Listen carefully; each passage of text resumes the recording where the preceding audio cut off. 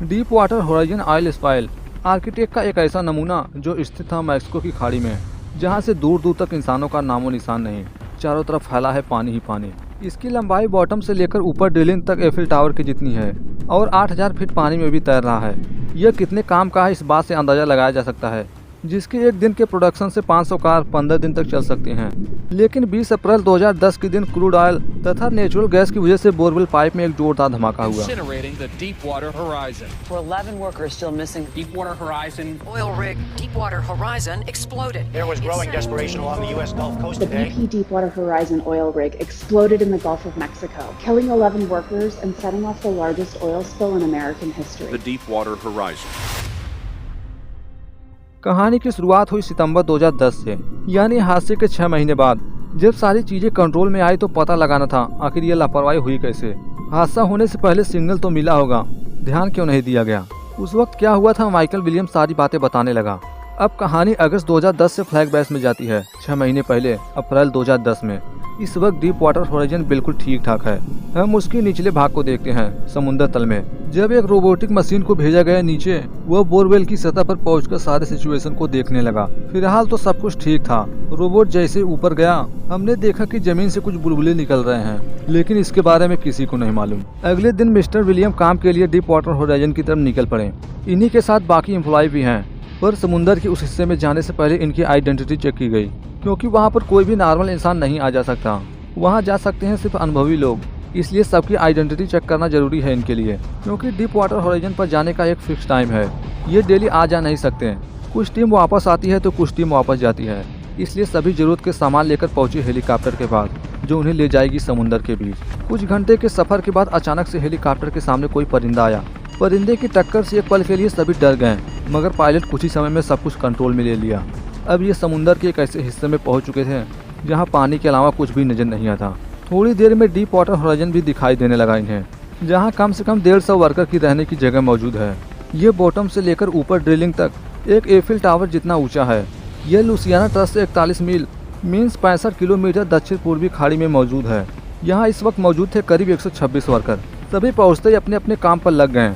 इनके मदद के लिए मौजूद है यहाँ पर एक शिप भी, जो पानी के नीचे रोबोट को बेचकर देखभाल करते हैं बोरवेल पाइप का। पर अभी ऑयल को बाहर निकालने का काम शुरू नहीं हुआ। सभी काम शुरू करने के लिए अपने अपने काम पर लग गए, क्योंकि यहाँ हर सेकंड का यूज करना होगा। मिस्टर विलियम्स सारे वर्कर को उनके काम को अच्छी तरह से समझाने लगे।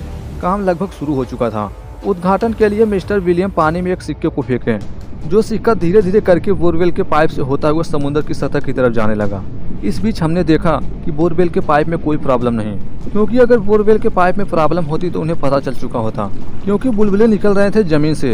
एक दिन पहले तो बुलबुलों की मात्रा थी बहुत ही कम, मगर आज काफी तेजी से पानी से बाहर निकल रहे हैं, जो इनके लिए डेंजर का साइन है। मिस्टर विलियम थोड़ा सख्त किस्म का इंसान था। जब एक वर्कर समय से पहले काम को छोड़कर जाने लगा तो उससे पूछने लगे कि तुम जा क्यों रहे हो, तो वह उनसे बहस कर लिया कि मेरा काम खत्म हो गया। अब ऐसे ही काम चलता रहा। सभी अपने काम में खुश हैं। इस दौरान मिस्टर विलियम को एक वर्कर बहुत पुराने जानवर का दांत लाकर दिया, जो उन्हें हासिल हुआ है समुद्र तल से, क्योंकि इस तरह के पेट्रोलियम तो पेड़ पौधे तथा जीव जंतुओं के अवशेष से ही बनते हैं। हजारों साल पहले जब ये धरती के नीचे दफन हो गए होंगे, तो उन्हीं का डिकम्पोज का असली रूप है ये पेट्रोलियम। काम के दौरान इन्हें पता चला बोरवेल के निचले भाग में कुछ प्रॉब्लम है, आगे चलकर खतरा हो सकता है इनके लिए।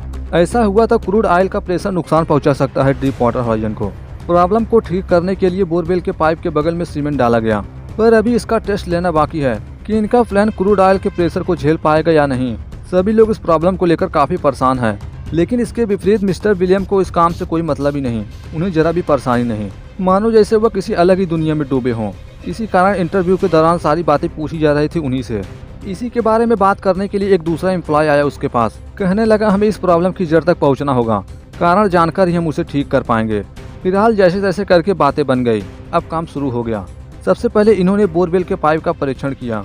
उस पर इतना प्रेशर दिया गया जितने प्रेशर से पाइप फट सकता था क्रूड ऑयल की वजह से। जब प्रेशर को चेक करने लगे तो मालूम पड़ा क्रूड ऑयल का प्रेशर काफी ज्यादा है।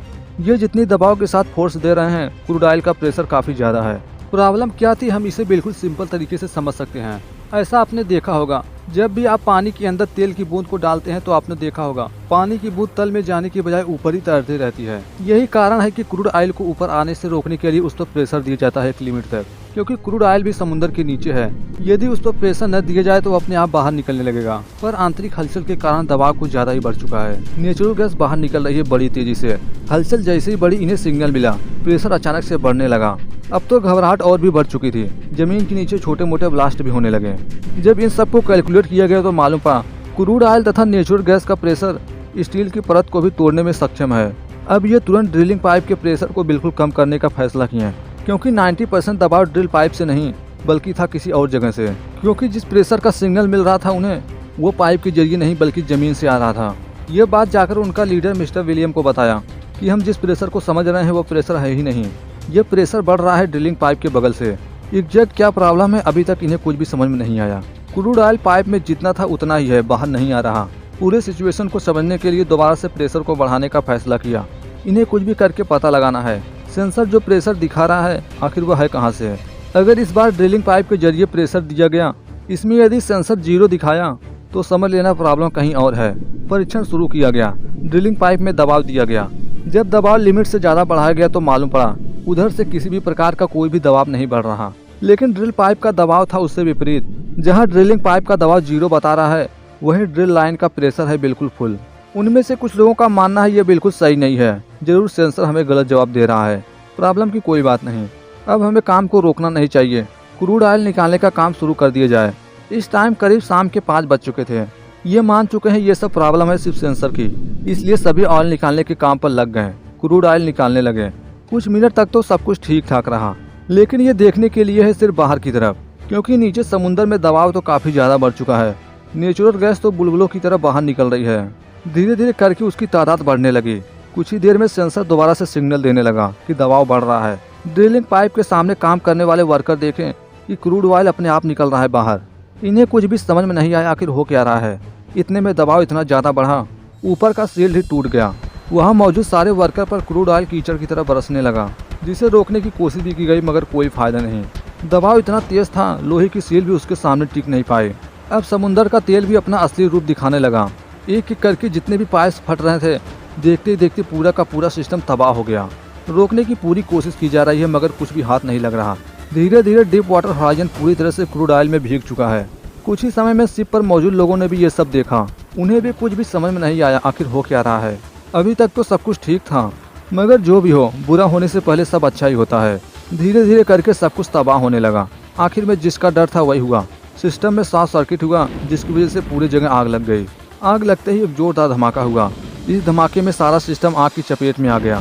शिप में मौजूद लोग जब इस धमाके को देखें तो मदद के लिए कांटेक्ट किए अपनी टीम को। जैसा कि रात का समय था, इसलिए साफ साफ देखा जा सकता है आग की लपटों को। इस धमाके में सारा सिस्टम आग की चपेट में आ चुका है। शिप पर मौजूद लोग इस धमाके को देख रहे थे। ये खबर जैसे मिली, उन लोगों को मदद के लिए तुरंत बंदोबस्त किया गया। कुछ ही समय में आग की लपटें पूरे सिस्टम को अपने चपेट में ले ली। इस हादसे में काफी लोग मारे गए तथा जो लोग जख्मी हैं उन्हें सुरक्षित लाइफ बोट पर लाने की कोशिश किया जा रहा है। जहाज में उनकी मदद के लिए जो भी लोग थे कुछ ही समय में पहुंचे भी उनके पास। धीरे धीरे करके क्रूड ऑयल तथा नेचुरल गैस निकल रहा है पाइप के जरिए। उन्हें डर है कहीं पाइप फट न जाए, वरना पानी में भी आग लग जाएगा। अभी तक तो तबाही कम ही हुई है, अगर ऐसा हुआ तो कोई भी नहीं बचेगा। जैसा कि इस हादसे के बारे में रेस्क्यू टीम को भी पता चल चुका था, इसलिए इन्हें बचाने के लिए वे लोग भी निकल चुके हैं हेलीकॉप्टर से। तो दूसरी तरफ वहाँ पर जो भी लोग जीवित थे वे सभी जख्मी लोगों को बचाने में लगे हैं। अब तो धीरे धीरे करके आग पानी में भी लगने लगा। कुछ ही देर में पता चला पाइप फटने वाला है। एक एक करके हो रहे थे धमाके। मिस्टर विलियम भी लोगों को बचाने के लिए लाइफ बोट की तरफ ले जाने लगे। चारों तरफ अफरा तफरी मच चुकी थी। जिधर देखो उधर ही मची थी तबाही। सभी लोग जान बचाने के लिए भाग रहे हैं इधर उधर। ये पानी में भी नहीं कूद सकते थे क्योंकि आग लग चुकी थी पानी में भी। क्रूड ऑयल की वजह से आग और भी बढ़ने लगी। सब इसी उम्मीद में है कि यह हादसा टल जाएगा, लेकिन ऐसा कुछ भी होने वाला नहीं था। हादसा और भी विशाल रूप ले लिया। कुछ भी करके इस हादसे को रोकना होगा। अगर इन्होंने पाइप को फटने से रोका तो हादसे को रोका जा सकता है कुछ समय के लिए। कुछ पाइप तो फट चुकी थी, मगर जो भी सेफ है उन्हें अभी भी बचाया जा रहा है किसी तरह से। ऐसा करने की पूरी कोशिश की गई मगर कोई फायदा नहीं। कोई भी कोशिश काम नहीं आई। आखिरकार जितने भी पाइप थे सब फट गए। अब तक जितनी भी चीजें सुरक्षित थी एक एक करके ध्वस्त होने लगी। जहाज के पास जो भी लाइफ बोट थे उन्हें बचाने के लिए लेकर निकल पड़े हैं उनकी तरफ, लेकिन आग की वजह से पहुंच भी नहीं पा रहे थे उन तक। चारों तरफ से आग लग चुका था, मगर कुछ साइड अभी भी बचे हुए थे जहाँ पर लगी नहीं थी आग। उस साइड से इनके पास जो भी एयरबोट थे उसे नीचे उतारने लगे। एयरबोट को फुलाकर जैसे पानी में उतारे वैसे एयरबोट पर भी आग लग गई। एक आखिरी बची हुई उम्मीद थी, वह भी टूट चुकी है। धीरे धीरे करके सब कुछ तबाह होने लगा। उन्हें बचाने के लिए जो भी पहुंच रहे थे उस समय, उनका भी है बुरा हाल। आग की लपटें अब और भी करीब आ रही थी उनके। जब इन्हें बचने की उम्मीद नहीं दिखी तो बहुत सारे लोग पानी में कूद गए, मगर पानी में भी जाकर कुछ लोग बचे रहे तो कुछ लोग जलकर जख्मी हुए। सभी लोग तो नीचे कूद चुके थे, सिर्फ बचे थे 2 लोग। यहाँ है मिस्टर विलियम तथा उनकी एक लेडी साथी। जब उन तक भी आग की लपटें पहुँचने लगी तो दूसरा कोई भी रास्ता न होने की वजह से इन्हें पानी में कूदना पड़ा। ये जिस जगह पर कूदे थे वहाँ तो कुछ भी नहीं था। वहाँ तक तो आग नहीं पहुँची थी, मगर कुछ ही देर बाद वहाँ पर भी पहुँच गई आग। पर सही समय पर ये पानी के अंदर चले गए। पानी के अंदर से होते हुए उस एरिया में गए जहाँ पर आग नहीं थी। सही समय पर उन्हें बचाने के लिए उनके लोग बोट लेकर पहुँचे। उन्हें भी जहाज पर लाया गया, जहाँ इन्हीं की तरह बहुत सारे लोग जख्मी हालत में हैं। अपनी आंखों के सामने डीप वाटर होराइजन को जलता हुआ देख रहे हैं, जो तबाह हो रहा है पूरी तरह से। लगभग सबके बच जाने के बाद रेस्क्यू टीम भी पहुंची हेलीकॉप्टर से, लेकिन तब तक सब कुछ तबाह हो चुका था। जख्मी लोगों का इलाज किया गया, उनके लिए खाने पीने की जरूरत के सामान दिए गए। धीरे धीरे करके डीप वाटर होराइजन तबाह हो गया। उसके चारों तरफ जहाँ तक भी क्रूड ऑयल फैला हुआ है, पानी के ऊपर भी जल रही है आग। इसके बाद सभी को सुरक्षित बचाकर वहाँ से लाया गया। हादसे में जो लोग भी मारे गए थे, उनकी फैमिली वाले अपने लोगों के बारे में पूछ रहे थे मिस्टर विलियम से ही। सारे लोग मिस्टर विलियम पर ही आरोप लगा रहे थे, तुम्हें सिचुएशन को संभालना चाहिए था, इतना सब कुछ हुआ कैसे, अलार्म तो बजा होगा। इसके बाद माइकल विलियम कभी भी समुद्र में वापस नहीं गया। अब वो टेक्सास में अपने फैमिली के साथ रहता है। इस हादसे में 20 अप्रैल 2010 की रात डीप वाटर होराइजन पर 11 लोगों की मौत हुई थी। इस विस्फोट का असर 87 दिनों तक रहा, जिससे मैक्सिको की खाड़ी में 210 मिलियन गैलन लगभग 800 मिलियन लीटर तेल फैल गया। ये अमेरिकी इतिहास की सबसे भीषण तेल आपदा थी। यदि आपको ये वीडियो जरा भी पसंद आई हो, कुछ भी नया सीखने को मिला हो तो एक लाइक करिए। इनक्लिंग एक्सप्लेनर चैनल को सब्सक्राइब कर लो, बेल नोटिफिकेशन दबाओ, ताकि आप ऐसे इंटरेस्टिंग वीडियो कभी मिस ना करो। मिलते हैं एक नए स्टोरी के साथ। Thanks for watching this video.